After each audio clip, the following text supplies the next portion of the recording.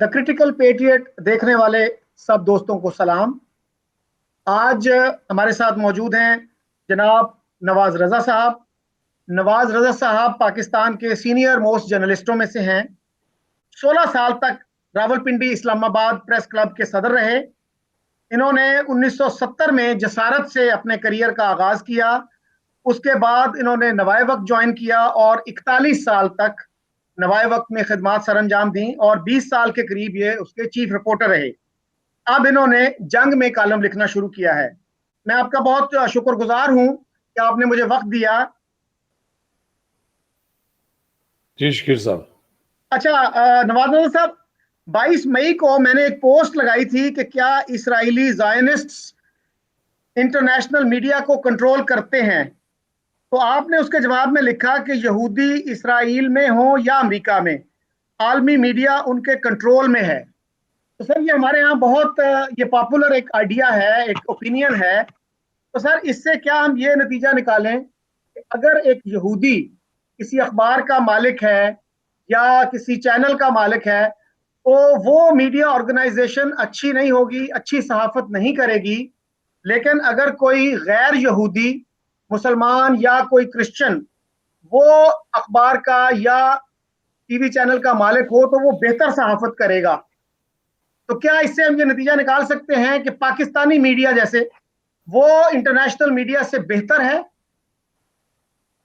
नहीं, देखिए, मैं आपकी जो आपने कहा ना कि इसराइल के यहूदी जो हैं वो कंट्रोल करते हैं, जी मैं आप भी ये कह रहा हूँ कि इसराइल के जो यहूदी हैं उनकी तो सपोर्ट में अमेरिका में जो बैठे हुए यहूदी वो कर रहे हैं। असल में रिलीजन की बुनियाद पर बाजार तो नहीं नजर आता आपको पूरा अमेरिका में कहीं भी कि यहूदी अपनी मर्जी की पॉलिसियां चला रहे हैं, सब कुछ कर रहे हैं। लेकिन हिडन यही होता है कि पीछे यहूदियों की पॉलिसियां होती हैं। वो न सिर्फ दुनिया भर में वो अपनी इन्फ्लुएंस इस्तेमाल करते हैं बल्कि वो अमेरिका में सबसे ज्यादा इस्तेमाल करते हैं। और उनका असर इस तरह नजर आता है कि जब वो कोई सोच फैलानी होती है और कोई किसी बात को मनवाना चाहते हैं तो उनका एक ही तरह का बैंड बाजा बजता है पूरी दुनिया में। वो कंट्रोल ये है कि आप कोई ऐसी पॉलिसी नहीं वहां अपनी मनवा सकते कि जो कि यहूदियों के मफादात से वो क्लैश करती हो। यहूदी बाजार नजर नजर आएगा कि यहूदी कंट्रोल कर रहा है या यहूदी प्रेस है। वो लगता है कि जैसे दुनिया के सबसे ज्यादा इंडिपेंडेंट प्रेस वही है। लेकिन अब भी मैं ये कहूंगा कि जो अमेरिका में प्रेस है या जो यूरोप में प्रेस है वो पाकिस्तान के प्रेस से ज्यादा आजाद है। वहां पर आजादी राय ज्यादा है, लेकिन आप इन्फ्लुएंस करते हैं वो लोग। अगर कहीं भी यहूदियों के मफादात को नुकसान पहुंच रहा हो तो वो जो यहूदी मीडिया कंट्रोल मालिक हैं वो उसको सपोर्ट करते हैं और उस आइडिया को सपोर्ट करते हैं। मेरा आपके साथ जो जिसमें मामले में जो इख्तलाफ था वो यही था कि यहूदी इसराइल में बैठकर नहीं कंट्रोल करे। इसराइल से बाहर बैठे हुए जो यहूदी हैं वो उन इसराइलियों के लिए भी सपोर्ट करते हैं और अपना नुक्ता नजर भी दुनिया को मनवाने की कोशिश करते हैं। लेकिन सर हमें यह भी नजर आता है कि बहुत सारे यहूदी जो हैं वो इसराइल की पॉलिसियों पे तनकीद भी करते हैं। और इस वक्त जो है अमेरिका में सबसे बड़ा जो क्रिटिक है अमेरिकन खारजा पॉलिसी का और इसराइली खारजा पॉलिसी का वो नोम चॉम्स्की है, प्रोफेसर नोम चॉम्स्की।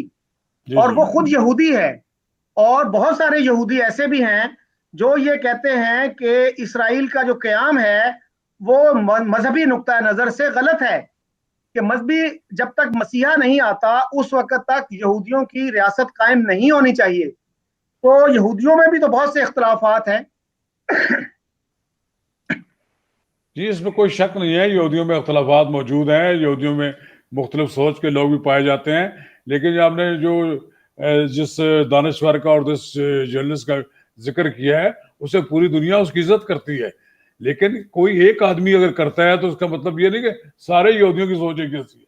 आप ये सोच लें कि पूरी दुनिया में जो यहूदी कम्युनिटी है उनके पीछे जो पैसे वाले लोग हैं वो अपनी मर्जी से दुनिया भर में पॉलिसियां उनको लागू करवाते हैं। अच्छा सर, बहुत सारे इसराइली ये समझते हैं कि मगरबी मीडिया उनके खिलाफ है। मसलन ایک اسٹڈی کی گئی، نیو یارک ٹائمز ایک اخبار ہے جو جس کے مالکان یہودی ہیں، اس کے باوجود ایک گروپ ہے وہاں پہ جو میڈیا کو مانیٹر کرتا ہے، انہوں نے ایک کتاب لکھی ہے 2012 میں چھپی، امیزون پہ بھی وہ موجود ہے. اس کا ٹائٹل ہے indicting Israel, New York Times coverage of the Palestinian Israeli conflict. یعنی وہ نیو یارک ٹائمز سے بھی خوش نہیں ہیں جس کے مالکان یہودی ہیں. یعنی وہ اس حد تک انڈیپینڈنٹ اخبار ہے. سر اس کے علاوہ سر اسرائیل کے اندر ایک اخبار ہے ہاریٹس نام کا، HARETZ، جس کا مطلب ہے دھرتی یا دا لینڈ. وہ خود اسرائیلی پالیسیز پہ اتنی کرٹیسزم کرتا ہے اور وہ بڑے فخر سے کہتے ہیں کہ پوری مسلم دنیا میں، عرب دنیا کو چھوڑ دیں تو کوئی ایسا اخبار نہیں ہے جو اپنی حکومتوں پہ اتنی بے باکی سے تنقید کرتا ہو. تو یہ چیز ہمارے یہاں شاید لوگوں کو علم نہیں ہے. نہیں، آپ یہ بتانا چاہتے ہیں کہ جو یہودی مخالفت کر رہے ہیں وہ سارے باقی یہودی جو پیچھے کنٹرول کر رہے ہیں ان کے سارے گناہ معاف ہو گئے اس وجہ سے. یہ ان کا مجبوری ہے. نیو یارک ٹائمز اگر انڈیپینڈنٹ نہ لکھے تو نیو یارک ٹائمز کی اتھینٹسٹی نہیں مانی جاتی. وہ جو اسرائیل کے اندر جو جس کو آپ کہہ رہے ہیں دھرتی نام کا جو اخبار ہے وہ نہ لکھے تو اس کی اپنی ورتھ نہیں بنتی. بات یہ ہے کہ یہ انڈیویجل کی پالیسی ہو سکتی ہے، لیکن بحیثیت جماعت، بحیثیت ایک کمیونٹی، یہودیوں کے پاس جو پیسہ ہے وہ پیسہ اپنے یہودیوں کے لیے بھی استعمال کرنے، کنٹرول وہ اس حد تک کرتے ہیں کہ جہاں یہودیوں کے مفادات کو نقصان پہنچے یا وہ لوگ جو یہودیوں کے مفادات کے لیے کام کرنے کے لیے تیار ہوں دنیا کے کسی حصے میں بھی، ان کو وہ سپورٹ کرتے ہیں، ان کو اپنے ساتھ ملاتے ہیں اور ان کے لیے راستہ ہموار کرتے ہیں. تو آپ یہ سمجھ لیجئے کہ یہ نہ کہیں گے اب اگر نیو یارک ٹائمز کا جو اس سے ناخوش ہیں تو اس کا مطلب یہ ہے کہ وہ بالکل ہی ان کے ساتھ انہوں نے قطع طلب کر لی ہے. نیو یارک ٹائمز کی سوچ جو ہے اس کے اثر انداز ہوتی ہے. لیکن آپ دیکھیں نا، یہ تو دیکھیں نا وہاں پر کرسچنز کے کوئی یا دوسرے لوگوں کے پاس اتنا نہیں ہے. میڈیا میں یہ لوگ کیوں آ گئے؟ سارے کے سارا 6 7 8 بڑے جو میڈیا ہاؤسز ہیں وہ سارے ان کے ہیں. وہاں کوئی دوسرا آدمی، دوسری سوچ کا آدمی وہاں کام نہیں کر سکتا.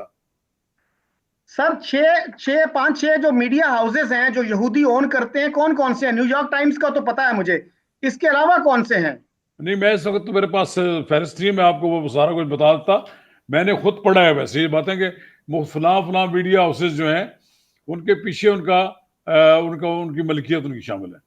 اچھا سر یہ بتائیے کہ مسلم دنیا میں اور عرب دنیا میں کوئی ایسے اخبار کیا ایسے ہیں جو ریڈ سے اور نیو یارک ٹائمز سے بہتر ہوں؟ تو مسلم دنیا میں کیوں نہیں کوشش کی گئی کہ اس سٹینڈرڈ کا اخبار مسلم دنیا سے بھی نکلے جس کی اتنی کریڈیبلٹی ہو؟ یہ مسلم دنیا سے پاکستان میں ہو سکتے ہیں اور تو کسی جگہ نہیں ہو سکتے. بڑے ایسے ملک ہیں جہاں پر آمریت ہے، کئی آمریت فوجی ڈکٹیٹر نیم فوجی ہے، کہیں ویسے لوگ آمر ہیں، کہیں بادشاہت ہیں، وہاں تو کوئی آزادی سے نہیں لکھ سکتا. لیکن پاکستان میں پھر بھی اللہ تعالیٰ کے فضل و کرم سے اتنی گنجائش موجود ہے کہ لوگ سچی بات لکھنے سے ڈرتے نہیں ہیں.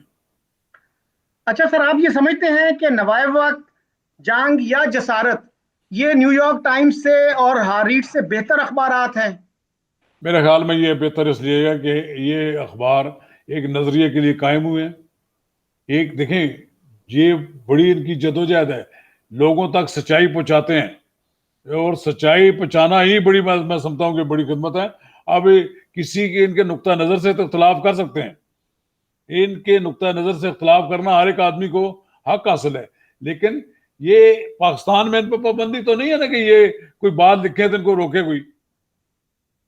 پچھلے دنوں سر میں نے جاوید صدیق صاحب کا انٹرویو کیا جو نوائے وقت کے ایڈیٹر رہ چکے ہیں، آپ کے دوستوں میں سے ہیں. تو سر انہوں نے مانا کہ پاکستانی اخبارات میں، اردو اخبارات میں خاص طور پہ جو فیکچول ایکوریسی ہے، جو جرنلسٹک پرنسپلز ہیں، ایکوریسی ہے، فیئرنیس ہے، بیلنس ہے، ان کا کوئی خاص خیال نہیں رکھا جاتا اور کنسپیریسی تھیریز پہ بہت انحصار ہے. تو سر میں آپ کی 2 3 چیزوں کی طرف توجہ مبذول کرانا چاہ رہا ہوں کہ سر فروری 2004 میں نوائے وقت نے ایک ہندو کیا ہے اور کیا کرنا چاہتا ہے، یہ غلام احمد پرویز صاحب کا ایک کتابچہ ہے، اس کو سیریلائز کیا اور اس میں ہندوؤں کو اس نے ڈیمنائز کیا، لٹرلی ڈیمنائز، اور یہاں تک لکھا کہ ہمارے نوجوان انہیں پیکروں کے دھوکے میں انسان سمجھتے ہیں، جبکہ وہ بلڈ تھرسٹی بیسٹ یعنی خونخوار درندے ہیں۔ تو سر ایک میجر اخبار جو ہے وہ اگر اس طرح کی بات لکھے گا تو اس کا کیا کیا ریئیکشن ہونا چاہیے تھا؟ اور اگر انڈیا کا کوئی اخبار یا امریکہ کا کوئی اخبار مسلمانوں کے بارے میں ایسی زبان استعمال کرے تو کیا ریئیکشن ہونا تھا مسلم دنیا میں؟ دیکھیں پاکستان کس لیے بنا آپ کو معلوم ہے اس بات کا سارا، کہ دو قومی نظریے پر بنا، جس سے پتہ نہیں اس کے بارے میں بھی آپ کی کیا رائے ہوگی، لیکن میں ایک بات بتاؤں گا آپ کو کہ ہندو اور مسلم دو الگ الگ اقوام ہیں، اس میں تو کوئی شک نہیں نا۔ نوائے وقت ساری جب سے بنا ہے وہ دو قومی نظریے کی بات کر رہے ہیں، اور اس میں جناب مجید نظامی کا ایک موقف رہا ہے، اور وہ ہمیشہ انہوں نے ہندو کو ہمیشہ پاکستان کا دشمن سمجھا، اور پاکستان کا دشمنی کا انہوں نے کوئی گنجائش بھی نہیں چھوڑی۔ رہی بات آپ یہ کہ اس میں آپ نے غلام احمد کو بیچ میں آپ نے شامل کریں، غلام احمد کے لیے کون سی ہماری ہمدردی ہو سکتی ہے؟ ہمارے لیے تو وہ جو قادیانی ہیں ان کے لیے، ہمارے لیے تو کوئی ان کے لیے ہماری دل میں ہمدردی بھی نہیں ہے۔ وہ تو ہم ان کو ففتھ کالمسٹ سمجھتے ہیں، پاکستان کے اندر بھی ہیں یا باہر بھی ہیں، وہ تو پاکستان کے نظریے کے دشمن ہیں۔ وہ چاہتے یہ ہیں کہ پاکستان کے اندر ایک ایسی ریاست بن جائے جس میں اندر قادیانیوں کو فلرش ہونے کا موقع ملے، اور اس کے لیے وہ سازشیں کرتے رہتے ہیں۔ نہیں سر، میں غلام احمد پرویز کی بات کر رہا تھا اچھا، جو غلام احمد پرویز کی ہاں پرویز احمدیوں کی بات میں نہیں کر رہا تھا۔ پرویزی کی پرویزی نقطہ نظر بھی تو پاکستان میں بڑا متنازع رہا جی۔ جی میرے علم میں ہے کہ پاکستان کا سب سے بڑا فتویٰ کفر جو ہے وہ غلام احمد پرویز کے خلاف لگا، جس پہ 1000 سے زیادہ علماء نے دستخط کیے تھے۔ لیکن سر ہندوؤں کے آپ سے اختلافات ہو سکتے ہیں، لیکن کتنے ہندو ہیں جو پاکستان میں رہتے ہیں؟ جب آپ ان کو اس طرح ڈیمنائز کریں گے، ان کو انسان بھی تسلیم نہیں کریں گے، اور ہندو پوری دنیا میں رہتے ہیں، صرف انڈیا میں نہیں رہتے، نیپال کے ساتھ ہمارے اچھے تعلقات نہیں ہیں۔ نہیں نہیں نہیں نہیں، میں نہیں، جو پاکستان کا ہندو ہے، پاکستان میں رہ رہا ہے، یہ ایسے ہی ہے کہ وہاں کا ہندو بھی ہمارا دشمن نہیں ہے، اسلام عام ہندو۔ یہ جو وہاں کی ہرارکی ہے اس میں بیٹھا ہوا ہندو جو ہے وہ پاکستان کے لیے دشمنی کرتا ہے۔ جو پاکستان کے اندر تو یہاں بڑے بڑے ہندو جو ہیں وہ ہماری وفاقی کابینہ میں شامل رہے ہیں، ہماری قومی اسمبلی کے ممبر رہے ہیں، ہمارے بڑے ہیں عہدوں پر فائز رہے ہیں، اب بھی مختلف عہدوں پہ ان کے باقاعدہ نام چھپتے ہیں کہ فلاں فلاں آدمی فلاں جگہ کام کر رہا ہے۔ ایک عام ہندو کے ساتھ ہمارا کوئی جھگڑا نہیں ہے۔ لیکن سر یہاں پہ تو ہندوؤں کو ڈیمنائز کیا گیا ہے نا، سارے ہندوؤں کو، مطلب یہ نہیں کہا گیا کہ جو حکمران طبقہ ہے انڈیا کا اس کے بارے میں ہم کہہ رہے ہیں۔ میں یہ کہہ رہا ہوں کہ اصل میں انہیں سے شناخت ہوتی ہے جو پالیسیز بناتے ہیں، جو پاکستان کے بارے میں فیصلہ کرنے کی پوزیشن میں ہوتے ہیں، وہ نہیں لوگوں کے ساتھ ہمارا جھگڑا ہے، باقی عام آدمی سے ہمارا کیا جھگڑا ہو سکتا ہے؟ اچھا سر یہ مجھے بتائیے کہ نوائے وقت میں سر 2006 میں یہ چھپا بریگیڈیئر شمس الحق قاضی کا ایک بیان، ان کا آرٹیکل تھا کہ پاکستان میں انڈو امریکن لابی برسر اقتدار ہے۔ کیا یہ آپ سمجھتے ہیں کہ یہ بات درست لکھی انہوں نے اور نوائے وقت جیسے اخبار نے یہ چھاپ دیا؟ دیکھیں انڈو امریکن لابی سے مراد ان کا تو یہی ہے نا کہ پاکستان میں ایک ایسا طبقہ جو ہے حکومت میں جب آتا ہے وہ چاہتا ہے کہ انڈو پاک ریلیشنز بہتر ہوں، وہ اپنی نقطہ نظر سے سوچتا ہے، اور اس میں امریکنز بھی لابی ہوتی شامل۔ یہ پاکستان کا ایک مسئلہ رہا ہے کہ پاکستان کو لوگ درس دیتے رہے ہیں انڈیا کے ساتھ تعلقات بہتر بنائیں، اور کشمیر کی کاس پہ تعلقات بہتر بنائیں، کشمیر کو بلا دیں، اور اس طرح کی کوئی تو لابی رہی ہے، ایسی کوئی بات نہیں۔ لابی سے مراد یہ نہیں کہ وہ پاکستان کے کوئی مخالف ہوتے تھے، وہ ایک لابی ان پہ کام کرتی ہے کہ ان کو کسی نہ کسی طریقے سے پاکستان کے اندر ان کا انفلوئنس جو انڈیا کا اس کو بڑھانے کی کوشش کرتے رہتے ہیں، اور یہ امریکن انفلوئنس سے تو کوئی انکار نہیں کر سکتا، وہ تو ہے رہا ہے۔ انفلوئنس ہونا ایک چیز ہے، جب وہ کہتے ہیں کہ انڈو امریکن لابی برسر اقتدار ہے، یعنی اس وقت جب ایک جرنیل کی حکومت تھی اور اس کے تحت ایک اسمبلی بھی موجود تھی، تو اس کے کہہ رہے ہیں کہ جی برسر اقتدار ہے لابی۔ سر اسی سے ملتا جلتا ایک کوشچن، سر نوائے وقت نے 3 فروری 2009 کو لکھا کہ انڈیا ایک ہندو مذہبی جنونی ریاست ہے۔ یہ اس وقت کی بات ہے جب ڈاکٹر منموہن سنگھ جو ایک سکھ تھے وہ وزیر اعظم تھے۔ کیا آپ سمجھتے ہیں کہ اس وقت انڈیا جو تھا وہ ایک فنیٹیکل ہندو اسٹیٹ تھا؟ دیکھیں فنیٹیکل اسٹیٹ تو ثابت ہوگی. جی وہ جو سیکولر کا نظریہ تھا سیکولرزم کا, وہ تو ہندوؤں نے, جو ہندو برس اقتدار طبقے نے تو تبدیل کر دیا. اب آپ چلیں نہرو سے لے کر یہاں تک آتے جائیں تو آپ دیکھیں گے کہ وہ انڈیا اب نہیں رہا. اب وہ انڈیا ہے, اب آپ نہرو کا انڈیا نہیں کہلا سکتا. اب یہ کہلاتا ہے نہ یہ کانگریس کا انڈیا ہے, اب یہ مودی کا انڈیا ہے, جس کو ایک جنتا پارٹی, جس کو آپ کہتے ہیں کہ جن کے جو متشدد ہیں مسلمانوں کے بارے میں, جن کی سوچ ہی بالکل مسلمانوں کے خلاف ہے. اگر ہم اس کے لیے اب کیا ہم سافٹ کارنر کا اظہار کریں کہ جی ان کے لیے یہاں تو بڑا مسلمانوں کی زندگی تنگ کر دی گئی ہے. بھارت میں کوئی مسلمان جو ہے وہ آزادی سے اپنی عبادت بھی نہیں اب کر سکتا. وہاں تو لوگوں کو زندہ جلا دیا جاتا ہے. آپ دیکھیں یہ وہاں پر ایک ہندو سوچ جو ہے اس نے انڈیا کا پوسچر بالکل تبدیل کر دیا ہے. اب وہ اچھا سر واقعتاً ایک ہندو ریاست ہے. اب وہ انہوں نے اپنے اقدامات سے ثابت کیا ہے کہ وہ ہندو ریاست ہے. وہ بجائے اس کے کہ وہ اپنے عمل سے دیکھیں, ہمارے ہاں اگر کسی اقلیت کو ذرا سا کوئی تکلیف پہنچائے تو ہمارے تمام ریاستی ادارے اس میں حرکت میں آ جاتے ہیں. سپریم کورٹ سے لے کر ایک مندر جلایا گیا تو سپریم کورٹ نے اس کا نوٹس لیا اور پھر وہ بنوا کے چھوڑا وہاں پر. یہی بات یہ ہے کہ وہاں پر ہمارے ہاں تو وہاں تو وہ سپریم کورٹ نے وہاں پر تو ہمارے خلاف فیصلے بھی دیے, مسلمانوں کے خلاف سب کچھ کیے. سوچ جو ہے نا وہ وہاں پر حاوی ہو گئی ہے ہندوؤں کی. لیکن سر میں یہ کہہ رہا ہوں کہ یہ 2009 میں لکھا نوائے وقت نے, اور جہاں تک سر کانگریس اور نہرو کی بات ہے تو اس وقت بھی تو پاکستان کی اوپینین زیادہ ڈفرنٹ نہیں تھی انڈیا کے بارے میں. مثلاً بھٹو صاحب نے 68 میں یہ کہا تھا کہ انڈیا میں مسلمانوں کو ختم کرنے کی کیمپین چل رہی ہے, campaign of extermination is going on. اور یہ اس وقت تھا جب کانگریس وہاں برسر اقتدار تھی. یہ میں اس وقت کی بات کر رہا ہوں 2009 کی, جب منموہن سنگھ جو ایک سکھ تھا وہ وہاں پہ برسر اقتدار تھا.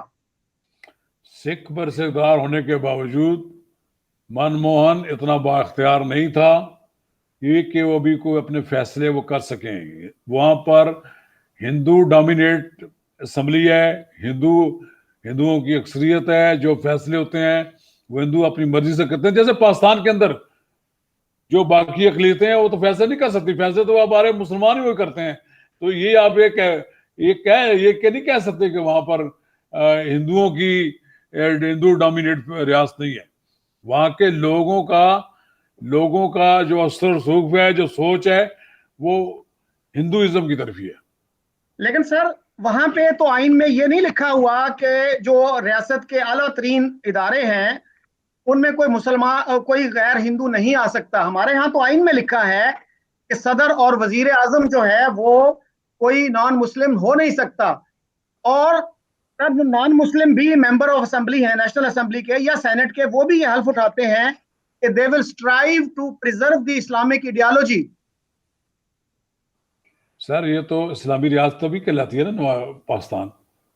اس میں کوئی اس میں تو اب آپ کے لیے بھی ذہن میں ہم پاکستان کا آئین جو ہے وہ میں نے اس دن بھی آپ کو کہا تھا, لکھا تھا کہ قرارداد مقاصد اس میں ساری ظاہر ہے. اسلامی ریاست کے جو اصول ہیں اس کے تحت تو ہم نے یہ کلیئر کر دیا نا کہ ہمارے یہاں صدر اور وزیر اعظم نہیں ہو سکتا غیر مسلم. اس میں کوئی برائی والی بات بھی نہیں ہے. ایک اسلامی ریاست نے اپنے اصول بنائے ہیں, اگر کسی کو قبول ہے تو اس ملک میں رہے, کسی کو نہیں قبول ہے تو چلا جائے, چھوڑ دے اس ملک کو. اچھا سر, ایک طرف آئین کہتا ہے اکوالٹی آف سٹیزن شپ, اور دوسرے ہاتھ سے وہ رائٹ جو ہے وہ لے لیتا ہے ان سے کہ بھئی آپ جو ہے ایکول رائٹ ایکول نہیں ہو سکتے اس لیے کہ آپ نان مسلم نہیں ہیں. اچھا سر, دوسرا آپ نے بات کی انڈیا کے ساتھ ریلیشنز کی, تو سر نواز شریف صاحب کے خلاف بھی تو یہی فرد جرم ہے نا کہ وہ انڈیا کو بہت زیادہ رعایتیں دے رہے تھے, اور ہمارے ہاں ایک نعرہ لگا کہ مودی کا جو یار ہے غدار ہے غدار ہے. تو کیوں اتنا ریئیکشن آیا؟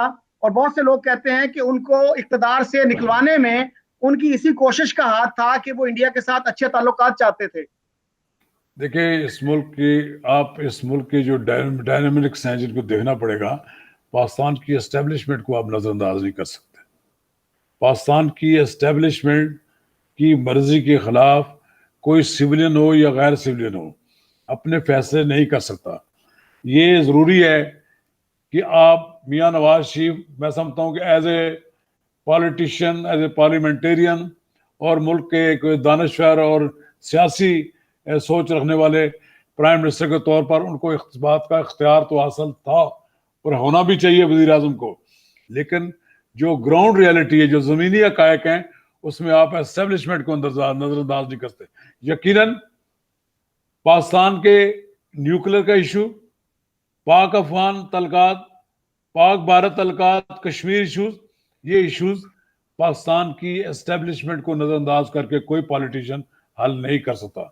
इनके साथ बैठकर जिस तरह ये मुशावरत के साथ आप चल सकते हैं, मेरा ख्याल ये है कि पाकिस्तान की एस्टेब्लिशमेंट भी नहीं चाहती, लेकिन अगर आप ये नहीं चाहती कि हर वक्त हम जंग की हालत में रहें, लेकिन ये भी बात नजरअंदाज नहीं आप कर सकते कि एस्टेब्लिशमेंट को तो मालूम ना हो, आप खुद तलकात बेहतर बनाने की कोशिश कर रहे हो, तो यहाँ क्लैश हो सकता है, एक पॉलिटिशियन का एस्टेब्लिशमेंट के साथ क्लैश हो सकता है, शायद इसी का वो निशाना बने। अच्छा सर, इमरान खान ने 2018 में मई में कराची में कहा कि नवाज शरीफ नरेंद्र मोदी की जबान बोल रहा है, तो अगर एक लीडर, पॉपुलर लीडर पाकिस्तान का, वो नरेंद्र मोदी की जबान बोल रहा है, जो 3 दफा वजीर आजम रह चुका है, इसका मतलब तो नहीं लिया जा सकता कि नरेंद्र मोदी का पैगाम इतना कन्विंसिंग है कि पाकिस्तान का एक पॉपुलर लीडर, 3 टाइम्स का प्राइम मिनिस्टर, उसकी जबान बोल रहा है। ये तो फर्दे जुर्म नहीं है पाकिस्तान के नैरेटिव के खिलाफ। नहीं शकील साहब, मैं इमरान खान की इस बात को तस्लीम नहीं करता। इमरान खान का ये बिल्कुल गलत किस्म का, गलत अंदाज, गलत तरीके से वो इसको मतलब उसको पेश करते हैं। नवाज शरीफ 3 बार मुल्क का वजीर आजम रहा, मुल्क का मुहिब वतन रहनुमा है। हम किसी पॉलिटिशियन को कि जिसके खिलाफ कोई सबूत किसी के पास कुछ नहीं है, उसको गद्दार करार देना ये बिल्कुल गलत है। ये एक नारा यहाँ ईजाद हुआ कि मोदी का जो यार है गद्दार है। मोदी का यार होने का मतलब ये नहीं है कि वो पाकिस्तानी मफादात पे कॉम्प्रोमाइज कर ले। पाकिस्तान का कोई वजीर आजम, पाकिस्तान का कोई पॉलिटिशियन जो हुकूमत में भी शामिल हो या अपोजिशन में भी हो, पाकिस्तान के मफादात पर कॉम्प्रोमाइज नहीं कर सकता। मोदी के साथ हम अपनी दोस्ती इस तरह नहीं हो सकती कि साथ दोस्ती में वो पाकिस्तान के मफादात को नजरअंदाज कर ले। ये जो जुबान बोलते हैं इमरान खान साहब, जब इमरान खान साहब मिलने गए, जब इमरान खान साहब उनके लिए खुशामदे करते रहे, उनसे इक़्तिदार में होते हुए भी खुशामदे करते रहे, जब उनके लिए ट्वीट इस तरह के जारी करते रहे कि जिनसे पता लगता है कि ये खुशामद में ना भी उनके सामने पीछे जा रहे हैं, तो तब नहीं किसी ने कहा कि आप गद्दार हो गए। बात यह है कि पाकिस्तान के वजीर आजम की ये भी कमजोरी है कि भारत के साथ तल्लुकात अच्छे रखे जाएं, हमारे वक्त लड़ाई में ना रहें। वो ये चाहते हैं कि लड़ाई में अगर रहेंगे पाकिस्तान के वसाइल ज़ाया हो जाएंगे। अगर पाकिस्तान के वसाइल जंग में हम झोंक दिए जाएं तो ये मुनासिब नहीं होगा। जब आप देखेंगे कि जब टेंशन बढ़ती है तो पाकिस्तान कहाँ का जाता है। दुनिया का कोई ऐसा मुल्क नहीं होता जहां पर हम दुआई नहीं देते कि जनाब हम पे हमला करने वाला है, और अब जबकि हम हमले का मुकाबला भी कर सकते हैं। ये भी इस पोजीशन में हम ये नहीं है कि हम पे भारत अगर चढ़ाई कर दे तो हम कुछ ना कर लें। हमारे पास भी अल्लाह ताला के फजल करम से वो चीजें मौजूद हैं जो पाकिस्तान का दफा कर सकती हैं। पाकिस्तान के दफा के लिए हमारे पास एटमी कुव्वत मौजूद है। यही वो वजह है कि जिसकी वजह से आज पाकिस्तान महफूज है। इसलिए इमरान खान के इस इल्जाम में कोई सदाकत नहीं है। ये बेहुदा बात उन्होंने की है, इन्होंने नहीं कहना चाहिए, ना ही इमरान खान के बारे में ये बात करनी चाहिए। पाकिस्तान का वजीर आजम कभी इस तरह नहीं हो सकता। पाकिस्तान का जो वजीर आजम बनता है वो बड़े मराइल गुजार कर गुजरता है। 24 साल की तपस्या के बाद अगर वजीर आजम बने इमरान खान, तो वजीर आजम मियाँ नवाज शरीफ भी 3री बार वजीर आजम बने हैं, और कोई पता नहीं है कल 4थी बार भी वो वजीर आजम बन जाए। ये इस तरह के इल्जाम लगाने से तो पाकिस्तान में ये फलां का एजेंट हो गया, ये बिल्कुल गलत बात है। और इस पॉलिसी और इस तासर को खत्म होना चाहिए। अच्छा सर, क्या अब आपकी क्या इत्तला है? ऐसी खबरें आ रही हैं कि एस्टेब्लिशमेंट खुद अब इंडिया के साथ अमन और सुलह चाह रही है। ये बात कहां तक बड़ी है? कुछ आगे क्या इत्तला आता है आपकी? देखिए, मुख्तलिफ जगह पर बैकडोर तो चैनल पर बातचीत होती है। वहाँ जो बातचीत होती है वो उनकी हुकूमत के सरकारी अफसरान यानी सिक्योरिटी से तल्लक रखने वाले लोग कभी दुबई में, कभी कतर में, कभी किसी जगह पे मुलाकातें होती हैं। और फिर हमारे अपने दोस्त मुल्क भी जो हैं, जो जिनको आप कह सकते हैं कि मशरक़ वस्ता हुआ है, जो हमारे लिए मोहब्बत रखते हैं, वो भी मुदाखलत करते हैं। वो भी भारत को मजबूर करते हैं کہ وہ پاکستان کی طرف میلی آنکھ سے نہ دیکھے, کیونکہ اگر یہ لوگ ملک ہمارے دوست ہمارے ساتھ نہ کھڑے ہوں تو بھارت اپنی بدماشی سے باز نہ آئے, ورنہ بھارت تو اس پچھلے 1 سال 1.5 کے دوران کوئی نہ کوئی ایڈونچر کر چکا ہوتا, اور اس کے بدلے میں اگر ہم سمجھتے ہیں کہ ہماری سلامتی کو خطرہ ہے, ہم بہت کچھ بھی کرنے کے لیے تیار ہو جاتے. یہ اگر خطرہ نہ بھارت کو ہو تو بھارت کب کہاں پر چڑھائی کر دے. اور میں یہ سمجھتا ہوں کہ پاکستان کی سیکیورٹی کے ادارے کوشش کرتے ہیں کہ ہم بھارت کے ساتھ کول ہو, بھارت کے ساتھ اچھے تعلقات ہوں, لیکن اگر بھارت باز نہیں آتا, اس میں کوئی شک نہیں ہے. یہ بلوچستان میں ہم جو کچھ دیکھتے ہیں کیا ہے, یہ جو کچھ ہم فاٹا کے سابق فاٹا میں دیکھتے ہیں کیا ہے, یہ سب کچھ جو کچھ ہوتا ہے یہ پاکستان کو ڈیسٹیبلائز کرنے کے لیے راہ کام کرتی ہے. اور راہ جو کچھ کرتی ہے اس کے پیچھے آپ سمجھتے ہیں کہ راہ کے اتنے کانٹیکٹس موجود ہیں پاکستان کے اندر کہ لوگ بارڈر کے اس طرف سے آتے ہیں, کاروائی کر کے بارڈر کے دوسری طرف چلے جاتے ہیں. یہ فینس لگ رہی ہے, کس لیے فینس لگ رہی ہے؟ اس لیے فینس لگ رہی ہے کہ ہم ان کی بدالت کو روکیں.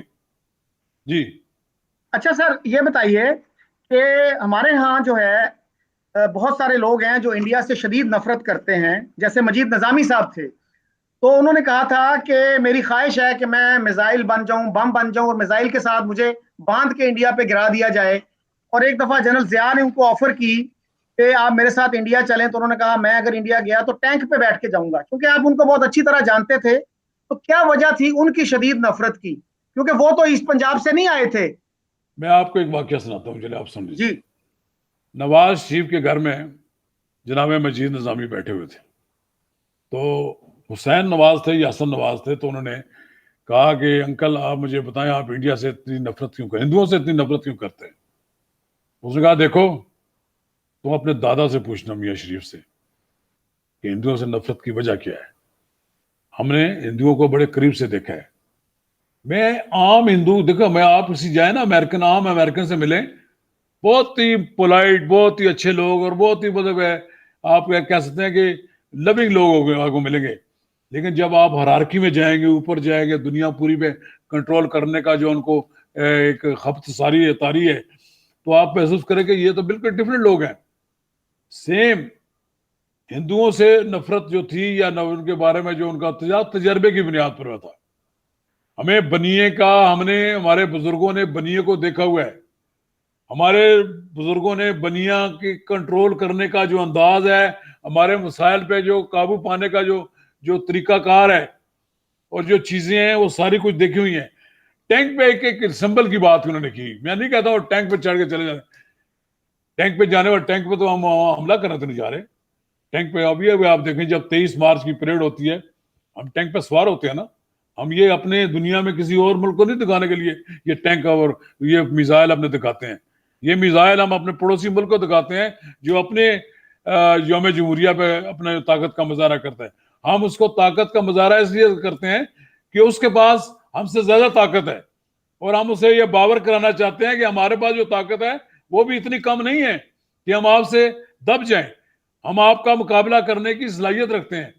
اور وہ جو میزائل والی بات انہوں نے کہی ہے, مجھے میزائل, میں کہتا ہوں جی کہ وہ جب آپ جو لوگ انڈیا سے آئے ہوئے ہیں, جو یہاں پر جن کو آپ کہتے ہیں کہ اردو سپیکنگ آئے ہوئے ہیں, یا مائیگریشن کر کے جو لوگ پنجاب سے آئے ہوئے ہیں, ان کے پیچھے جو لوگ رہ گئے ہیں, یا ان کے ساتھ جو ہندوؤں نے کیا ہے, جو اب بھی کر رہے ہیں, تو آدمی تو غصے میں تو بہت کچھ کہہ دیتا آدمی.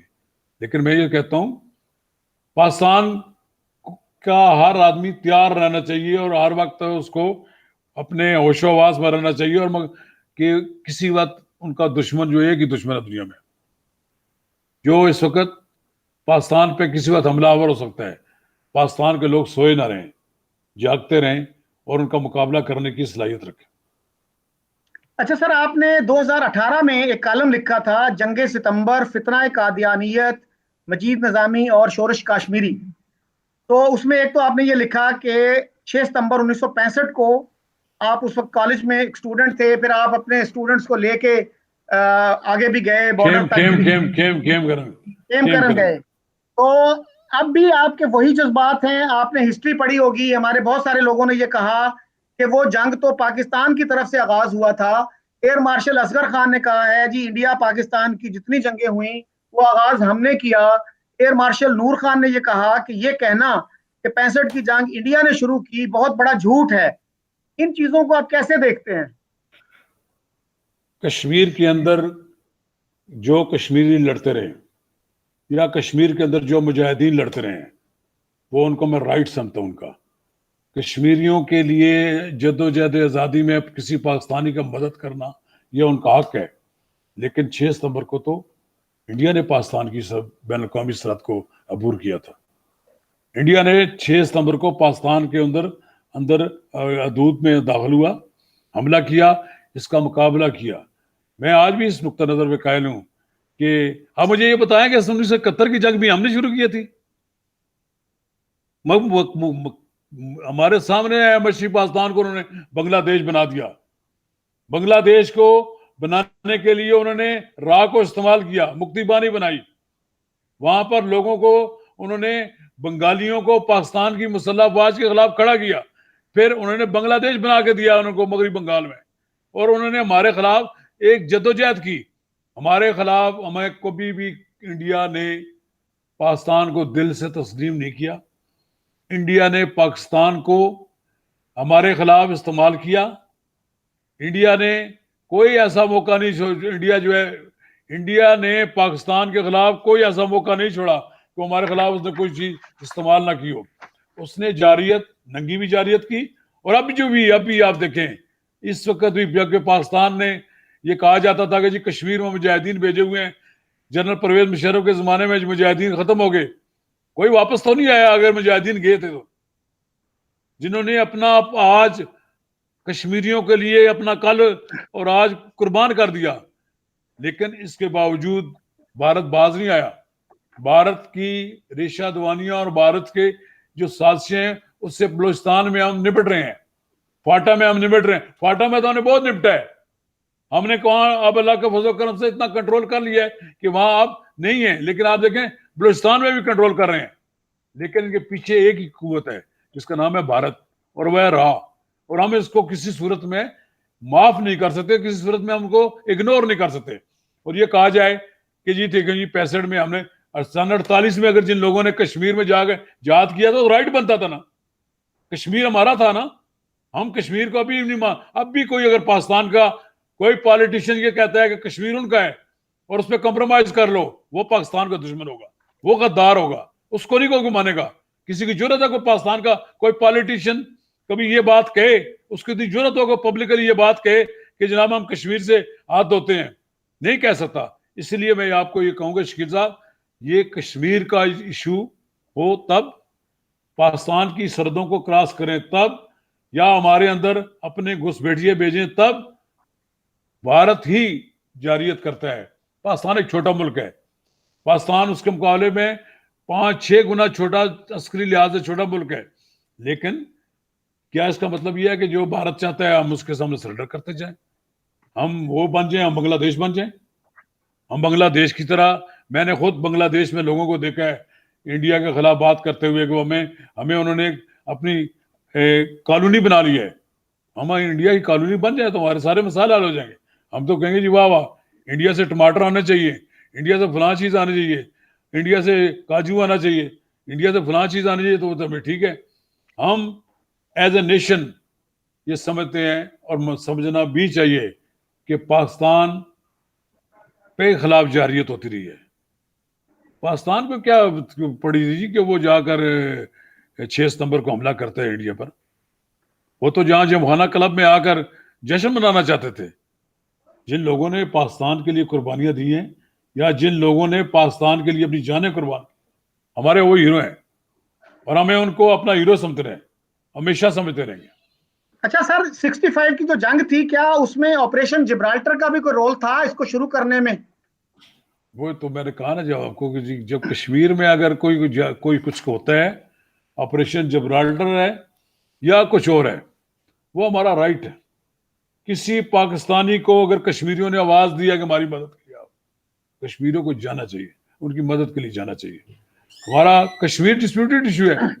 کشمیر کوئی بھارت کا ایک مقبوضہ علاقہ ہے, انہوں نے قبضہ کر رکھا ہے. ہم تو قبضہ چھڑانا ہم سمجھیں ہمارا رائٹ ہے. اچھا سر, آپ نے دو قومی نظریے کی بھی بات کی، تو سر خلیق الزمان صاحب تھے جو پاکستان مسلم لیگ کے پہلے صدر تھے، انہوں نے کتاب لکھی ہے شاہ راہ پاکستان، اردو میں ہے، اور پاتھ وے ٹو پاکستان اس کا انگریزی ٹائٹل ہے۔ وہ یہ کہتے ہیں کہ جب قائد اعظم محمد علی جناح آ رہے تھے آخری دفعہ دلی سے کراچی آ رہے تھے، تو انہوں نے کہا کہ جو مسلم لیگی قریب قریب دستیاب ہیں ان کو بلاؤ اور ان سے ہم فیئر ویل میٹنگ کریں۔ تو اس میٹنگ میں وہ کہتے ہیں جی کہ رضوان اللہ صاحب تھے، غالباً صدر تھے وہ دلی مسلم لیگ کے، انہوں نے اس طرح کی آکورڈ گفتگو شروع کر دی کہ جی اب ہمارا کیا بنے گا، ہم تو بہت آگے آگے تھے، یہ نعرے لگا رہے تھے پاکستان لے کے رہیں گے، پاکستان بٹ کے رہے گا ہندوستان، اب ہمارا کیا فیوچر ہے۔ تو اس پہ وہ کہتے ہیں جی کہ مجھے بہت لگا کہ جیسے میں نے جناح صاحب کو کبھی اتنا پریشان نہیں دیکھا جتنا اس وقت دیکھا، اور میں نے ان کو کہا چھوڑو یار کوئی اور بات کرو۔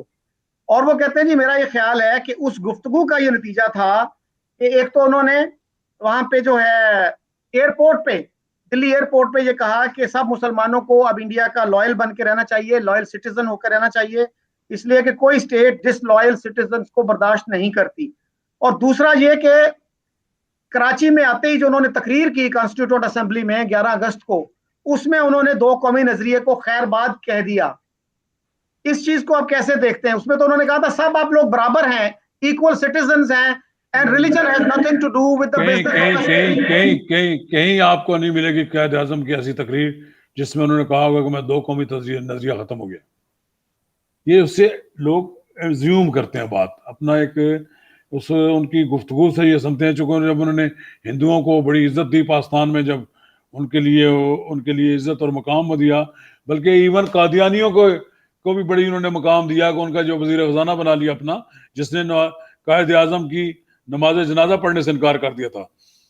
جو انہوں نے کہا دلی میں مسلمانوں کو، یہ کہ جو میرا اردو سپیکنگ جو ہمارے دوست ہیں ان سے میرا یہی جھگڑا رہتا ہے بعض اوقات، کہ جنہوں نے فیصلہ کیا کہ ہم نے اس خطے کو اب چھوڑ دینا ہے، سب سے زیادہ پاکستان بنانے کے لیے جدوجہد ان لوگوں نے کی، جن کو ہم اردو سپیکنگ کہتے ہیں۔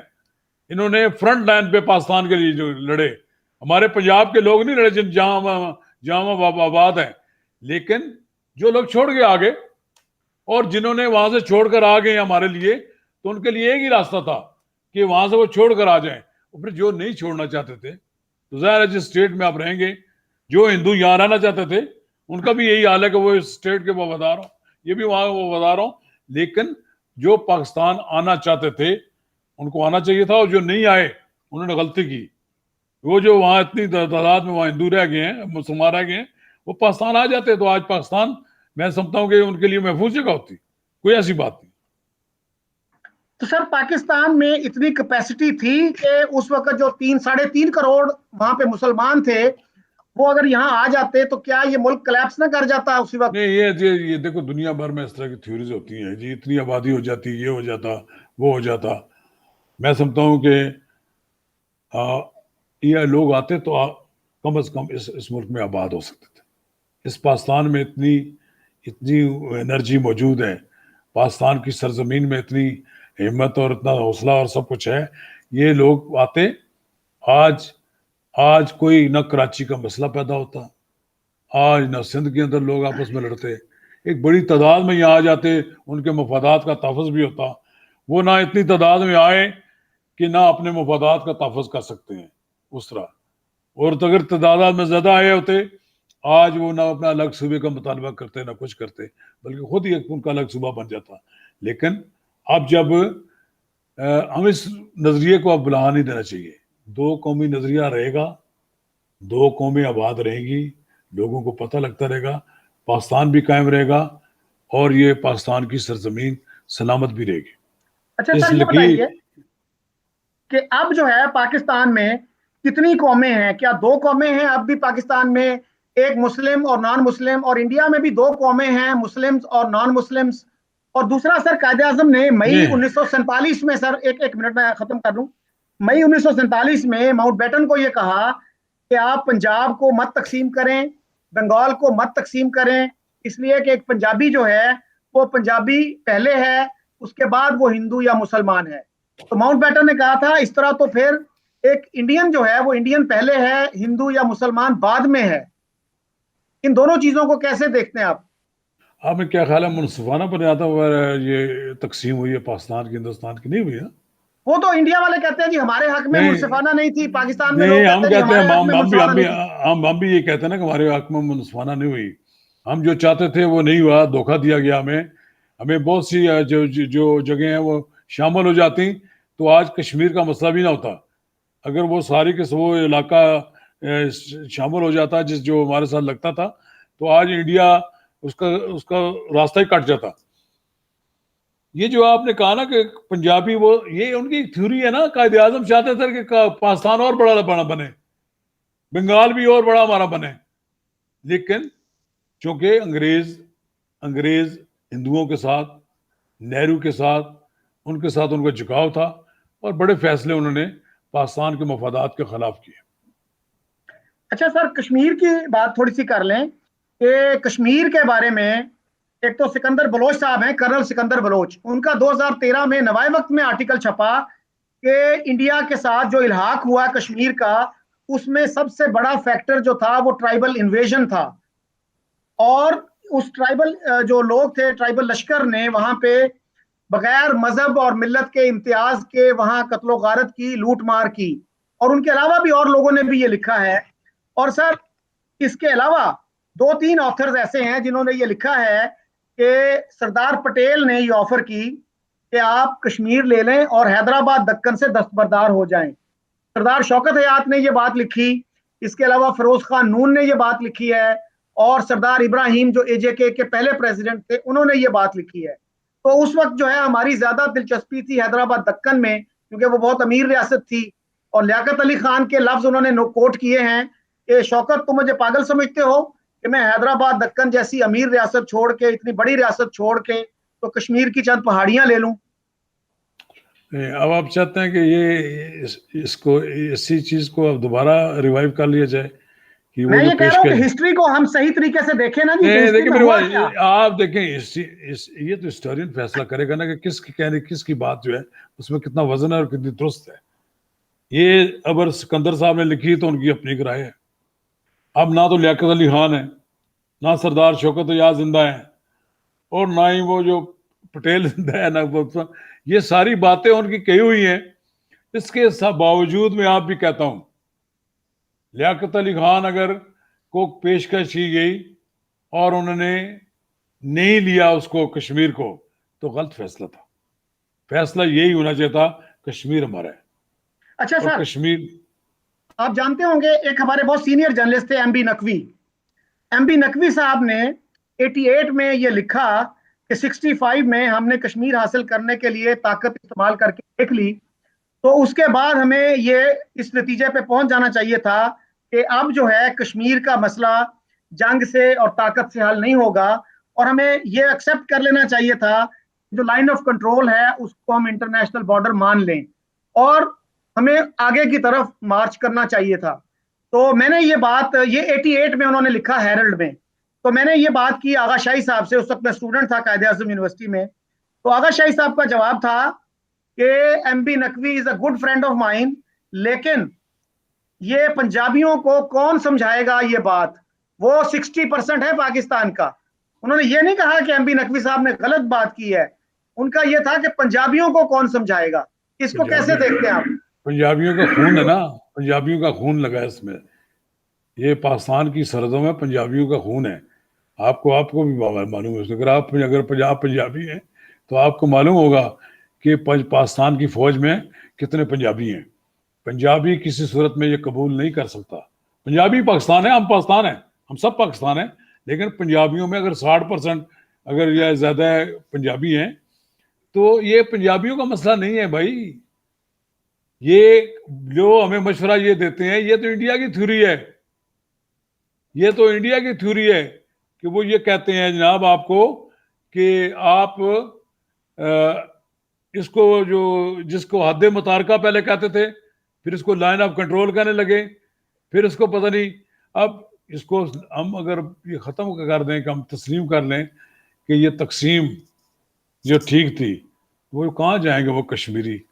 اور جن کشمیریوں نے خون ابھی تک اپنا بہا رہے ہیں، ابھی تک وہاں پر لاک ڈاؤن ہے، اور وہ جو کشمیری جدوجہد کر رہے ہیں ان کا تو اپنا نقطہ نظر ہے کہ ہم ابھی انڈیپینڈنٹ اسٹیٹ بنیں گے، لیکن ہم کہتے ہیں کہ ان کو یہ فیصلہ کرنے کا موقع دیا جائے، یہ پلیبسائٹ کرا دیں، جو جینون کشمیری ہیں ان سے کرا دیں کہ آپ پاکستان کے ساتھ رہنا چاہتے ہیں یا انڈیا کے ساتھ، مسئلہ حل ہو جائے گا، ہمیں تو قبول کر لیں گے، ہمیں قبول کر لینا چاہیے۔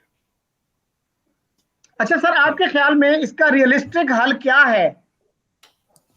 جی کیا کس کا؟ ہم یہ کشمیر کے ایشو کا کیا ہم 73 ایک ہی حل سال ہے، میں نے مزید؟ آپ کو بتایا ایک ہی حل ہے، اقوام متحدہ کی اس قراردادوں کے مطابق وہاں پر رائے شماری کرا دی جائے کہ وہ کدھر جانا چاہتے ہیں، بس۔ سر وہ کوئی جو قراردادیں ہیں وہ پاکستانی ان کا ذکر تو بہت کرتے ہیں، لیکن وہ قراردادیں انفارچونیٹلی وہ پڑھتے نہیں ہیں۔ نہیں، اس میں ٹھیک قرارداد میں آپ سب سے پہلا سر مطالبہ یہ کیا گیا تھا کہ پاکستان اپنے ٹروپس کو اور جو ٹرائبلز تھے ان سب کو واپس بلائے گا۔ اس کے بعد انڈیا جو ہے وہ زیادہ تر اپنی فورسز، بلک آف فورسز ودرا کرے گا، اس کے بعد پھر پلیبسٹ ہوگا۔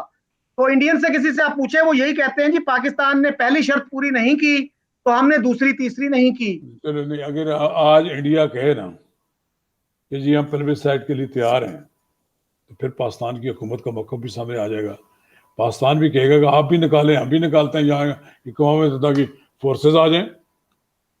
اور یہ تو بات سر یہ یہ اس سیدھی وقت سی، کیوں نہیں ایکسپٹ کیا گیا؟ دیکھیں نا، ایک موقع جب آپ ضائع کر دیں تو پھر یہ تو نہیں ہوتا نا کہ 50 سال بعد یا 60 سال بعد، دیکھیں 70 جی سال بعد ضائع کہیں۔ کیا کر دیا جی، اگر 48 میں وہ انگریز اگر نہ آرمی چیف ہوتا اور پاس کوئی مسلمان آرمی چیف ہوتا تو کب کا ہم نے کشمیر لے لیا ہوتا۔ اگر اس تو وقت سر اگر اس وقت میں حال وہ اس کا یہی تھا، اس وقت جس طرح انہوں نے جتنے زیادہ علاقے پہ قبضہ کر لیا انہوں نے، وہ اس پہ مالک بن بیٹھے، ہم بھی مالک بن بیٹھ سکتے تھے، ہمیں تو معلوم تھا سر کہ ہمارے اگر مجاہدین وہاں گئے ہیں وہ وہاں قبضہ کر لیتے ہو، پاکستان آج وہ پاکستان کے ساتھ ہوتا۔ تو سر انگریز کو کیوں آرمی چیف بنایا گیا اس وقت پھر؟ اب میں تو نہیں تھا جی اس وقت، پیدا اس میں بچہ تھا کہ اس وقت انگریز شکر نہیں، انگریز تو گورنر جنرل بننا چاہتا تھا، سب کچھ بات ہے، انگریز نے ہمیں آزادی دی تو آزادی میں ان کا عمل دخل اتنا ہی تھا کہ وہ ہمیں ایک مفلوج طریقے سے آزاد کر رہے تھے، ہمارے پاس ساری چیزیں نہیں تھی، اگر ہمارے پاس ساری ہوتی، ہمارا اپنا آرمی چیف ہوتا، پھر میں دیکھتا فیصلہ ہوتا، پھر سب کچھ سمجھ آ جاتی۔ اچھا سر، ون لاسٹ کوشچن۔ آپ نے سر اس کالم میں جو 2018 والا ہے آپ کا، اس میں فتنہ قادیانیت کی بھی بات کی، اور 2017 میں سر کیپٹن صفدر نے جو میاں نواز شریف صاحب کے داماد ہیں، انہوں نے قومی اسمبلی میں کہا تھا کہ یہ قادیانی جو ہیں یہ پاکستان کے خلاف سازشیں کر رہے ہیں اور یہ اس ملک کے لیے خطرہ ہیں۔ اس کے جواب میں احسن اقبال صاحب نے، وہ پی ایم ایل این کے بڑے لیڈروں میں سے ہیں، انہوں نے کہا کہ it is tragic to see how hate speech it is tragic to see hate speech against minorities in the National Assembly. We believe in inclusive Pakistan and Pakistan respects all minorities. تو آپ کس نقطہ نظر سے agree کرتے ہیں، احسن اقبال صاحب کا یا کیپٹن صفدر کے نقطہ نظر سے؟ لیکن آپ نے لاسٹ کوشچن کہا جی، جی قادیانیت کے بارے میں میری رائے بالکل کلیئر ہے۔ جی جی میں اس قرارداد کو جو پاکستان کی نیشنل اسمبلی نے منظور کی، جس کے تحت قادیانیوں کو غیر مسلم اقلیت قرار دیا گیا، اس کا میں حامی ہوں، جو انہوں نے کہا اس کو قبول کرتا ہوں۔ فتنہ قادیانیت یہ ہے کہ اپنے آپ کو اقلیت تسلیم کر لیں، ان کے لیے تمام دروازے کھل جانے چاہیے، انہیں پاکستان کا شہری اقلیت کا رکن ہونے کی حیثیت سے، ایک اقلیتی کمیونٹی سے تعلق رکھنے کی حیثیت سے ان کے تمام حقوق ہونے چاہیے، انہیں میں کوئی وہ جو کہا انہوں نے کہ سب کے ساتھ اقلیتوں میں، یہ اپنے آپ کو اقلیت تو تسلیم کرے نا، یہ اقلیت تسلیم ہی نہیں کرتے، اور پھر یہ دنیا بھر میں پاکستان کے لیے مسائل پیدا کرتے ہیں، جہاں بھی ان کا بس چلتا ہے وہاں جا کر پاکستان کے لیے ماحول جو ہے خراب کرتے ہیں، پاکستان کی جو راہ ہوتی ہے اس کے راستے میں رکاوٹیں پیدا کرتے ہیں۔ قادیانی اپنی سازشوں سے باز آ جائیں تو لوگ ان کو قبول کریں گے۔ دیکھیں ابھی اس وقت پاکستان کی مسلح افواج میں قادیانی ہے نا، کچھ قادیانی ڈکلیئرڈ ہوتے ہیں، کچھ نہیں ہوتے، ٹھیک ہے نا، ہم ان کو کہتے ہیں کہ آپ اپنے آپ کو ڈکلیئر کر دیں، آپ کے خلاف کوئی نفرت نہیں کرے گا۔ سب سے زیادہ خطرناک قادیانی تو وہ ہے جو ڈکلیئر نہیں کرتا اور ہوتا ہے وہ قادیانی ہے، لیکن وہ مسلمانوں میں بیٹھ کر وہ سازشیں کرتا رہتا ہے. اس کو یا تو دیکھیں، قادیانیوں کو ہم نہیں زبردستی نہیں ان کو اپنے قائد تبدیل کرنے کے لیے کہتے ہیں. وہ اپنے اگر قائد تبدیل کرنا چاہتے ہیں تو پڑھ لکھ کر تبدیل کریں اور اس سے تعلیمات سے متاثر ہو تو ٹھیک ہے، لیکن اگر ان کا فتنہ اسی طرح یہ ہے کہ وہ پاکستان کی مجموعی ایسی جو سوچ ہے اسلام کی طرف لوگوں کا، اس کے خلاف کوئی نہ کوئی روڑے اٹکاتے رہیں گے تو پھر لوگوں کا ریئیکشن تو آتا رہے گا. اب بھی میں یہ کہوں، کیپٹن صفدر کا جو کہنا تھا وہ اس لحاظ سے کہنا تھا جو ان کے سوچ کے لحاظ سے کی بات. جو احسن اقبال ہیں وہ تو حکومت کی پالیسی ہے، حکومت کی اب بھی پالیسی ہے کہ کوئی جو اقلیت تسلیم کرتے ہیں. ابھی تو انہوں نے مولویوں نے یہ بڑا شور مچایا، جو اقلیتی کونسل تھی جو بن رہی تھی اس میں ممبرشپ دے رہے تھے کسی کو، قادیانی کو. میں کہتا ہوں اگر وہ قادیانی تسلیم کر رہے تھے اپنے آپ کو اقلیت کے طور پر تو اس کو تسلیم کر ان کو دینا چاہیے تھا. ان کے راستے میں رکاوٹ، اگر وہ اپنے آپ کو اقلیت قرار دینے کے لیے تیار ہیں اور ایکسیپٹ کرتے ہیں اس فیصلوں کو تو فبیا ہم تو ان کو ایکسیپٹ کریں گے، ہم ان کو عزت دیں گے. جو اپنے آپ کو مسلمانوں کے شیرازے سے اپنے آپ کو الگ سمجھتے ہیں، ان کے قافلے سے اپنے آپ کو الگ سمجھتے ہیں. ہم تو یہ سمجھتے ہیں کہ آپ اپنے آپ کو ہمارے قافلے میں بھی شامل کرتے ہیں اور ہمیں آپ کافر کہتے ہیں، مسلمانوں کو وہ کافر سمجھتے ہیں. ہم تو ان کو غیر مسلم اقلیت سمجھتے ہیں اور یہ بات درست ہے. جو آدمی ختم نبوت کو تسلیم نہیں کرتا، جو حضرت محمد مصطفیٰ صلی اللہ علیہ وسلم کو آخری نبی نہیں مانتا، وہ مسلمانوں میں سے خارج ہے. جی شکریہ. اچھا سر، ایک منٹ میں ایک اس سے متعلقہ جو سوال ہے کہ سر ظفر اللہ خان جو تھے پاکستان کے پہلے وزیر خارجہ تھے، وہ 1931 میں مسلم لیگ کے آل انڈیا مسلم لیگ کے صدر بھی بن گئے تھے. اور کچھ سال پہلے سر ایک احمدی اسٹیشن ماسٹر کو چیچا وطنی بھیجا گیا تو شہر میں ہڑتال ہو گئی تھی. تو قائد اعظم نے کیا مسلم لیگ کے دروازے جو تھے بند کر دیے تھے احمدیوں کے لیے؟ سردار شوکت حیات سر اپنی کتاب میں لکھتے ہیں کہ میں نے ایک دفعہ ان کو میسج کیا کہ میں گرداسپور میں ہوں، تو قائد اعظم نے مجھے کہا کہ تم جاؤ اور احمدی جو خلیفہ ہیں ان کے پاس جاؤ اور ان سے دعا بھی کرو اور ان سے کہو کہ ہماری ہیلپ بھی کریں. تو میں ان کے پاس گیا، انہوں نے فوراً آئے وہ نیچے اور انہوں نے مجھے کہا کہ ہم تو پہلے ہی آپ کی حمایت کر رہے ہیں، اور قائد اعظم کا کیا حکم ہے، جو احمدی کسی مسلم لیگ کینڈیڈیٹ کے خلاف الیکشن لڑے گا تو وہ ہماری جماعت سے خارج ہو جائے گا. اس کے بعد کہتے ہیں جی کہ مودودی صاحب کے پاس بھی مجھے قائد اعظم نے بھیجا، تو مودودی صاحب سے بھی میں نے یہی درخواست کی. تو مودودی صاحب کہتے ہیں میں نا پاکستان کی حمایت کیسے کر سکتا ہوں. تو سر ان چیزوں کو آپ کیسے دیکھتے ہیں؟ قائد اعظم نے کیوں نہیں نان مسلم ڈکلیئر کر دیا احمدیوں کو؟ دیکھیں قائد اعظم کو موقع ملتا تو شاید وہ کر دیتے. اگر قائد اعظم نے کوئی سافٹ کارن رکھتے تھے تو قائد اعظم کو نہیں رکھنی چاہیے قادیانیوں کے بارے میں اس طرح کی سوچ جو انہوں نے کی ہے. آپ نے کہا سردار شوکت ایجاد کو انہوں نے بھیجا، اب سردار شوکت ایجاد صاحب بھی اللہ کے پاس چلے گئے اور قائد اعظم بھی نہیں ہیں. اور یہ آپ مجھے سمجھ نہیں آتی کہ آپ احمدیوں کے لیے اتنا سافٹ کارن کیوں رکھتے ہیں، اور احمدیوں کے لیے آپ کیوں یہ ثابت کرنا چاہتے ہیں وہ تو پاکستان کے بڑے خیر خواہ تھے اور سید مودودی نہیں تھے. سید مودودی کے بارے میں یہ ایک جملہ جو کہا جاتا ہے، یہ بات کہی جاتی ہے، لیکن سید مودودی کی جو خدمات ہیں پاکستان کو اسلامی ریاست میں کنورٹ کرنے میں، پاکستان کو اسلامی ریاست کے طور پر آگے بڑھنے میں، وہ تو کوئی نظر انداز نہیں کرتا. سید مودودی کی سوچ جو ہے اور اس کا نظریہ جو ہے اور ان کا جو مسلمان ہونے کا جو ان کا ایک طریقہ کار ہے، جس طرح انہوں نے ایک پاکستان کے اندر مسلمانوں نوجوانوں کی ایک فوج تیار کی ہے. فوج سے مراد میرا یہ نہیں ہے کہ وہ کوئی مسلح لوگ، میرا کہنے کا مطلب ہے کہ انہوں نے ایک پڑھے لکھے لوگ نوجوان جو تیار کیے ہیں، ان کی خدمات کو تو فراموش نہیں کیا تھا.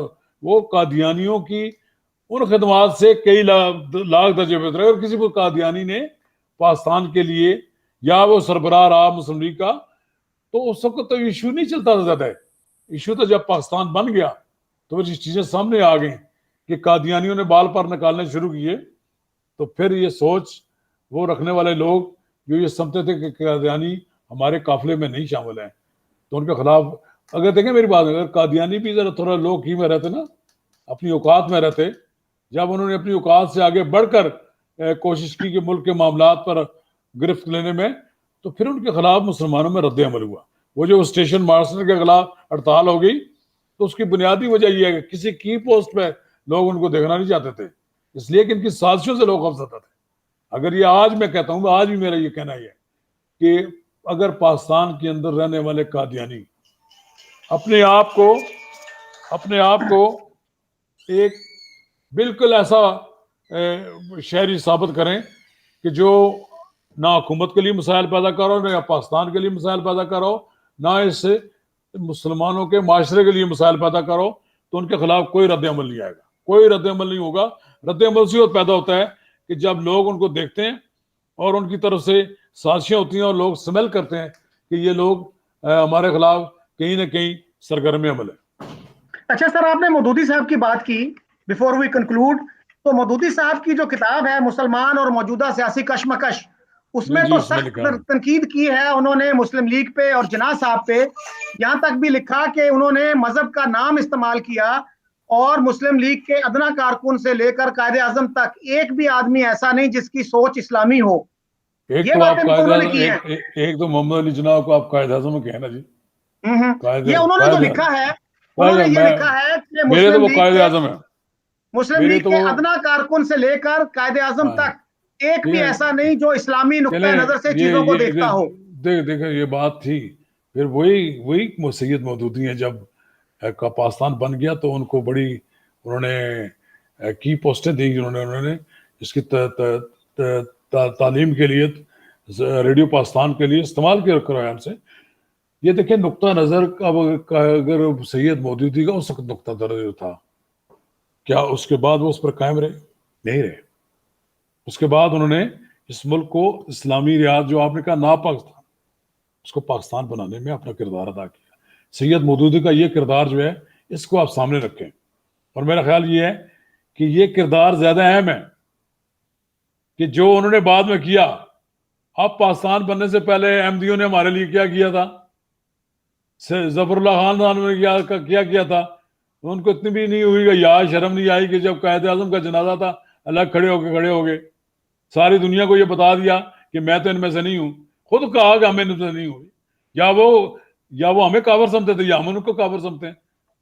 تو ٹھیک ہے, ہم نے ان کو ثابت کر دیا, ہم نے ان کو کافر قرار دے دیا. تو کافر قرار دینے کے بعد اب ان کو جو تلملا رہے ہیں تو ہم کیا کر سکتے ہیں؟ اچھا سر, یہ احمدی کسی سے اگر آپ پوچھیں تو وہ یہ جواب دیتے ہیں کہ شبیر احمد عثمانی نے جو جنازہ پڑھایا, شبیر احمد عثمانی تو احمدیوں کو مرتد سمجھتے تھے, واجب القتل سمجھتے تھے. وہ کہتے ہیں میں ان کے پیچھے کیسے نماز جنازہ پڑھ لیتا, اور سر اگر انہوں نے جنازہ نہیں پڑھا ان کو کیوں نہیں ہٹایا گیا فوری طور پر اس عہدے سے؟ سر آپ پھر دیکھیں یہ بڑی وہ بات ہے, اس پر اور بات کریں میں کسی آپ کو مبلغ ختم نبوت کے حوالے کر دیتا ہوں, آپ کو جواب دے گا. میں تو ایک جرنلسٹ ہوں اور پولیٹیکل بات کرتا ہوں. آپ وہ کہیں وہ مرتد سمجھتے تھے, وہ کہیں فلان ہے مرتد. یہ دیکھیں یہ وہ باتیں ہیں جو فتووں کی باتیں ہیں, یہ علماء کرام ہی بات کر سکتے ہیں. مفتی وہ اپنے وقت کے وہ مفتی تھے, ٹھیک, اور مفتی شبیر عثمانی کی باتوں کو ہم جھٹلا نہیں سکتے. ہمارے عقائد کے مطابق میں ان کو بڑا عالم دین سمجھتا ہوں, ان کی بڑی سوچ سمجھتا ہوں, اور ان کی اگر دلیل کوئی ہے مجھے اس بات کا علم نہیں ہے. ان کو دیکھیں میری بات سنیں, آج جب ہمارے ہاں میں آپ کو بات بتاتا ہوں, بعض کا شیعہ اور سنی ہمارے لوگ ہوتے ہیں نا, وہ تقسیم ہو جاتے ہیں نماز جنازہ پڑھنے میں. میں اہل سنت الجماعت سے میرا تعلق ہونے کے باوجود میں شیعوں کی جب نماز جنازہ ہوتی ہے میں وہ کھڑا ہو جاتا ہوں. اہل حدیث پڑھتے ہیں وہ بھی ہم سے تھوڑا سا مختلف پڑھتے ہیں, سارے آپ اپنے اپنے حساب سے کرتے ہیں. آپ دعا مانگنی ہے, آپ نے دعا مانگ لی بس ٹھیک ہے. تو دعا مانگنے والی پہلے کہ ہم جاتے ہیں کسی کرسچن کے گھر میں, اسے تعزیت کرنے جاتے ہیں, تو تعزیت تو اس کا مطلب یہ نہیں ہوتا آپ تعزیت کرنے جاتے ہیں آپ وہاں ہاتھ کھڑے نہیں کرتے ہیں, لیکن تعزیت کرنے جاتے ہیں افسوس کا اظہار کرنے دیں. یہ تو سر ظفر اللہ خان کی عالی ظرفی کا مظاہرہ تھا نا, انہوں نے کیا کیا قائد اعظم کے ساتھ, جب قائد اعظم جو ملک. جی آپ نے سر تعریف کی مولانا شبیر احمد عثمانی کی, تو سر ہمیں یہ بتایا جاتا ہے کہ یہ ملک بنا تھا اسلامی قانون کے لیے, تو سر ان کو پھر قائد اعظم نے کیوں نہ بنایا وزیر قانون, اور جوگندر ناتھ منڈل نامی ایک ہندو کو وزیر قانون بنا دیا؟ اب یہ تو میں قائد اعظم سے اتنی پوچھ سکتا نا جی, کیوں نہیں بنایا. قائد اعظم نے جو فیصلہ کیا اس وقت وہ قائد اعظم ہی بتا سکتے ہیں، اور اس کا کوئی مطلب ہے یہ نہیں ہے کہ اگر مولانا شبیر عثمانی کو کیوں نہیں بنایا تو فلاں بنا، ان کو بناتے تو اسلامی قانون. اب آپ دیکھیں بنا یا نہیں بنایا 1973 کا قائن جس کو لوگ اب اس کی مختلف توجیہات کرتے رہتے ہیں، ایک اسلامی قانون تو ہے نا، اسلامی آئین ہے بس. ہم نے جو بنانا تھا وہ بنا لیا، قرارداد مقاصد کو اس میں جذب کر دیا. اب اس میں کوئی تبدیلی نہیں کر سکتا. تبدیلی لانے کی کوشش جو کرتے ہیں اس میں مختلف کبھی کبھی کوئی نہ کوئی شرارت کرتے ہیں، تو پھر اس کے نتیجے میں حکومتیں چلی جاتی ہیں. پاکستان کے اندر میں کوئی شخص، کوئی حکمران، کوئی سیاستدان قادیانیوں کے لیے صاف قرار رکھ کر حکومت میں نہیں رہ سکتا، وہ کسی بھی جماعت سے تعلق رکھتا ہو. ہاں قادیانیوں کو بھی چاہیے کہ سوچ سمجھ کر اپنی جتنی ان کی حیثیت ہے، جتنی وہ تعداد میں ہیں، اس سے آگے بڑھنے کی کوشش کریں. اسے بڑھنے کے لیے اداروں کے اندر گھسنے کی کوشش نہ کریں، اور وہاں پر بیٹھ کر پاکستان کے معاملات کو کنٹرول نہ کریں، اپنے حساب کتاب میں رہیں تو سارے معاملات ٹھیک چلتے رہیں. اچھا سر، آپ نے 2-3 دفعہ قرارداد مقاصد کی بات کی. سر آپ کے علم میں ہے کہ قرارداد مقاصد کے حق میں صرف 21 ووٹ آئے تھے اور تمام نان مسلمز نے اس کے خلاف ووٹ دیا تھا، اور مودودی صاحب جو انیشلی اس کے بڑے سپورٹر تھے وہ بعد میں بڑے مایوس ہوئے اس سے کہ اس سے تو کوئی بہار نہیں آئی، کوئی سبزہ نہیں پھوٹا. بارہ سبزہ پھوٹ گیا نا جی. آپ آئین کا حصہ ہے نا. اب تو آپ دیکھیں نا، جو حقیقت تو یہ ہے، آپ اس وقت آئین کا حصہ ہے اور پریمبل میں شامل ہے، تو اللہ تعالیٰ کے فضل و کرم سے قائم دائم ہے، اور قائم دائم رہے گا. پاکستان جب تک قائم دائم رہے گا 1973 کا آئین بھی قائم دائم رہے گا، اور اس میں یہ قرارداد مقاصد بھی لوگوں کو چپتی رہے گی. اچھا سر، تھینک یو ویری مچ. آپ نے بہت ٹائم دیا اور بڑا پیشنٹلی میرے سوالوں کے جواب دیے. میں ایک دفعہ پھر آپ کا شکریہ ادا کرتا ہوں. بڑی مہربانی آپ کی اللہ جناب. حافظ.